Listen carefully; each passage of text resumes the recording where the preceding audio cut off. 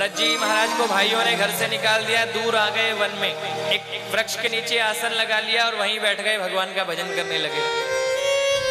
भगवान का भजन करते हैं, मिलता है तो खा लेते हैं, नहीं तो केवल भगवान का भजन स्मरण करते रहते हैं। एक वृक्ष के नीचे बैठ गए, भगवान का भजन करने लगे। एक दिन हुआ, ये एक राजा रहुगण कपिल मुनि के पास जा रहे थे। 4 कहार पालकी को लेकर के चल रहे हैं, पालकी में बैठे हैं राजा और पालकी को लेकर के जा रहे हैं। अब हो गया ये कि एक कहार की तबीयत खराब हो गई, पालकी लेकर चल रहा है, पालकी लेकर चलने वाले की तबीयत खराब हो गई। अब उसकी तबीयत खराब हो गई तो राजा ने कहा, बोले रोक क्यों गए?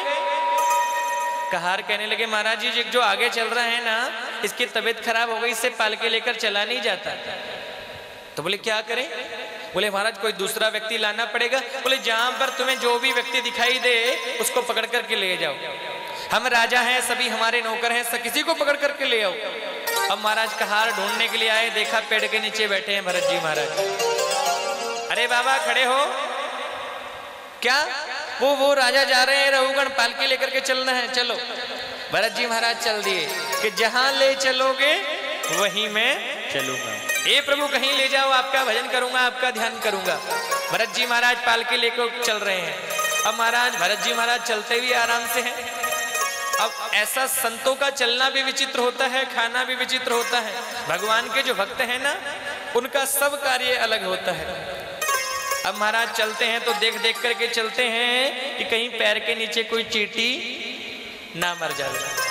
महाराज चलते हैं, अब देखा एक चींटियों की कतार आगे जा रही थी। भरत जी महाराज आगे पालकी में लगे हैं, जैसे ही चलने लगे चींटियों की कतार देखी, भरत जी महाराज उछल करके 1 फुट आगे पहुंच गए।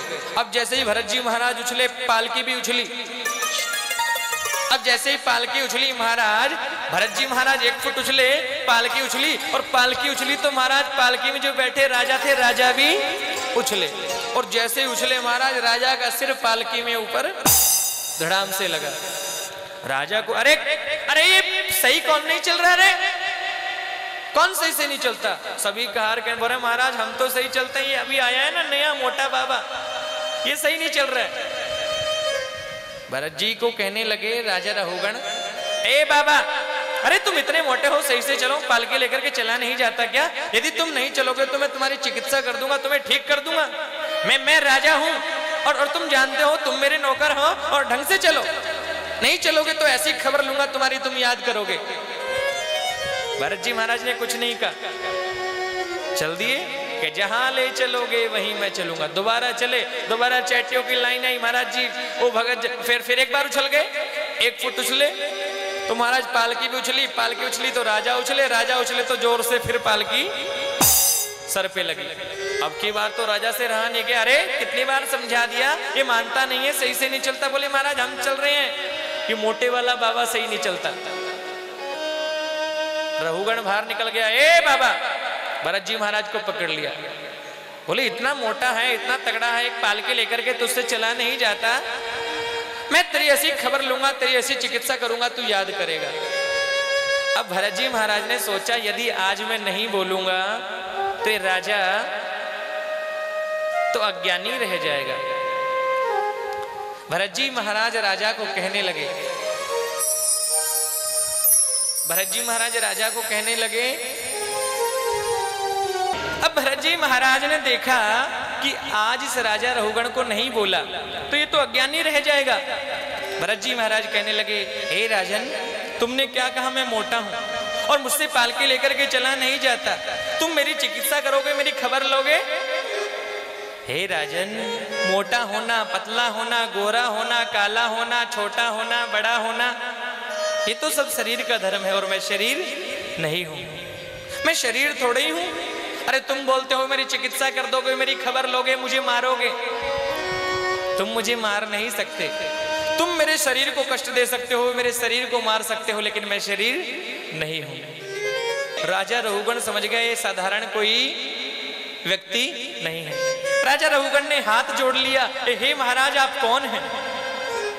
आप कोई साधारण व्यक्ति नहीं है, आप मुझे बताने की कृपा करें कौन है, आप कौन है मुझे बताइए। भरत जी महाराज कहने लगे, राजन ये तुम्हारी तीसरी गलती है। अरे तुम पूछते हो मैं कौन हूं? जो मैं हूं वो तुम हो, जो मैं हूं वो तुम हो, और जो तुम हो वो, अरे सब हम एक ही हैं। अब तुम राजा बनकर के आए हो, तुम बोलते हो मैं राजा हूं। अरे ये तो सब अपने कर्मों का फल है।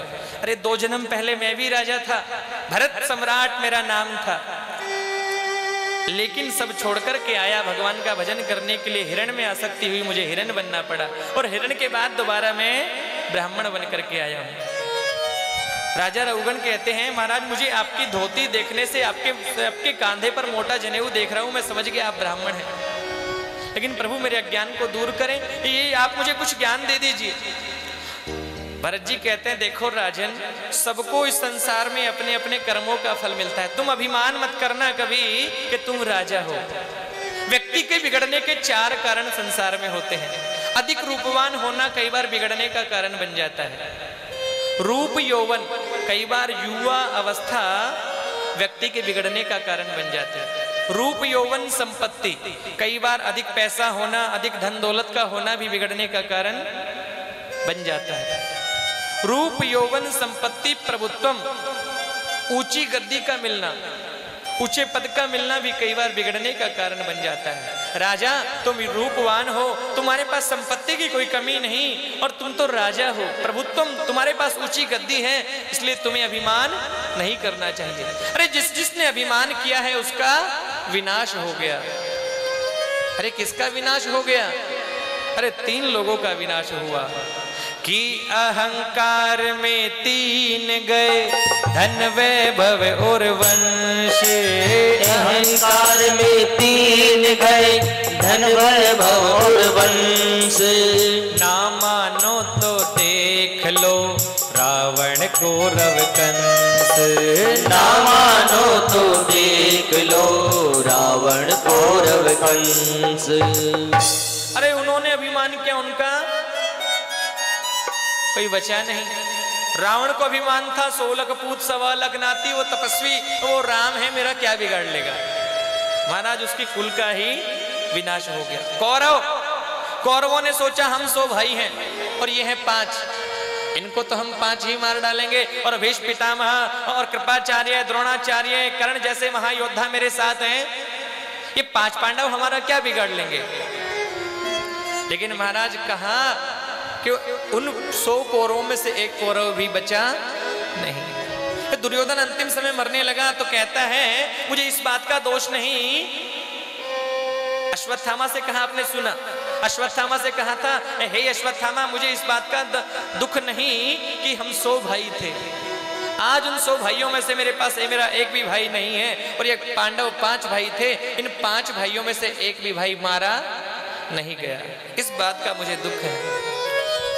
उन कौरवों का कल्याण हो गया। कंस छोटा है, वो छोटा बालक है, मार डालूंगा। पूतना को भेजता है, अगासुर, बकासुर, धेनुकासुर, वत्सासुर, कितने राक्षसों को भेजा, लेकिन सबका भगवान ने अभिमान से। तो राजन जीवन में अभिमान नहीं करना। देखो सबको अपने अपने कर्मों का फल मिलता है। जो व्यक्ति जैसा कर्म करता है उसे वैसा ही। कर्म प्रधान विश्व रच राखा, जो जस करई सो तस फल चाखा।